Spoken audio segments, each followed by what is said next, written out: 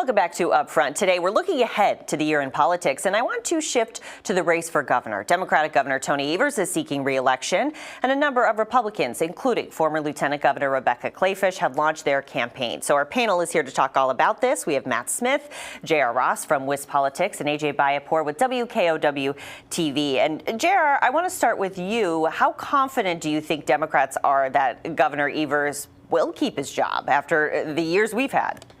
It depends where Joe Biden's numbers are come August, September, somewhere around there. Look, if you go back in Wisconsin history, Tommy Thompson is the last candidate to win a governor's race in Wisconsin with his party in power in the White House.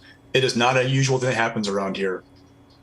Tony Evers needs Joe Biden's numbers to improve where they are right now. They were not great in the last Marquette University Law School poll. If you go back and look at 2018, Donald Trump, the last poll before the election, had a 4750 job approval rating. If Joe Biden gets to that neck of the woods, then Tony Evers has probably got a decent chance.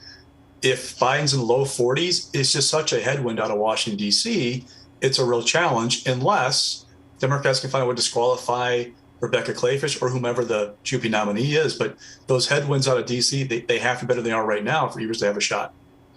And Matt, I think it's interesting because we've been hearing about all these names getting thrown out there, but so far, the former lieutenant governor is the only big name who has entered the race on the Republican side.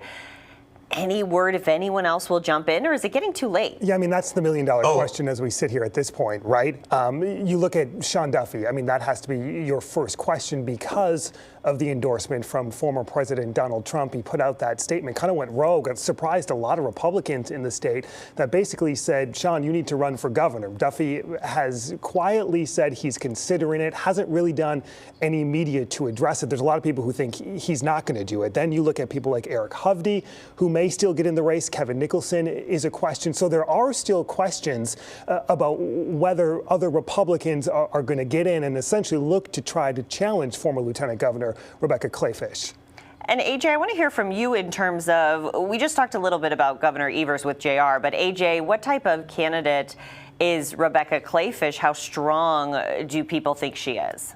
Well, the view of her among Democrats is that she's a formidable opponent, but there are things that they believe that they can potentially ding her on that will do well in terms of jazzing up their base, particularly in Milwaukee and Madison. Now, she's positioning herself in the early going as somebody who is very tough on crime. She has gone after Governor Evers just this week over some of the comments he's made in year-end interviews over how he would approach bail reform. He has said it's something I'll look at, but everyone needs to take a breath here. She is fighting that, saying, what do we need to take a breath with? There's clearly something that needs to change.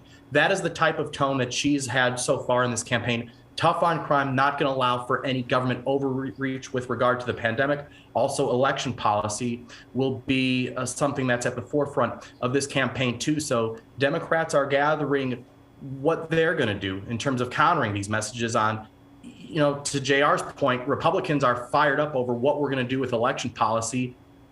Can you get Democrats as fired up to say we need to maintain something close to how things are now or expand it and match that same energy? Can you say, well, there's moderate reform that might be needed to the bail system, but not anything sweeping? Can you get people energized in that way? Those are some of the buttons that former Lieutenant Governor Kleefisch is hitting really hard in the early going. And JR, I've heard some thinking that it would actually be better for Republicans if they could get another big name in the race for the primary. What are you hearing about that? Well, we're all waiting on Ron Johnson, right? If Ron Johnson runs for U.S. Senate and Kevin Nicholson will run for governor, he said as much. There are other names out there like Eric Hovde, for example. He's been kind of quiet, but he's eyed both the Senate race and the governor's race. Van Mobley, he's a local elected official in southeast Wisconsin. He's talking running for governor. They're all people who are kind of toying with the idea, but Rebecca Kleefisch is the only one who's actually built the campaign, lining up support. She announced this past week the endorsements of like half the sheriffs in Wisconsin, for example.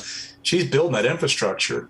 Her challenge is there is a vocal and somewhat influential segment of the Republican Party, the kind of professional political class, that isn't quite convinced she's a strong enough candidate to beat Evers. They're the ones who are going to Donald Trump saying, hey, what about Sean Duffy, for example? I mean, it tells you that there are people who are looking for alternative, but unless something changes, she's built a fairly formidable campaign that have to come and really kind of disrupt that and take that lead away from her. Okay, we'll see what happens going forward. It will be certainly interesting.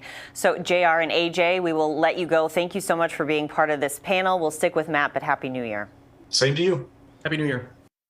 A new mayor in Milwaukee for the first time in nearly 20 years, and the race ahead of a special election is just heating up.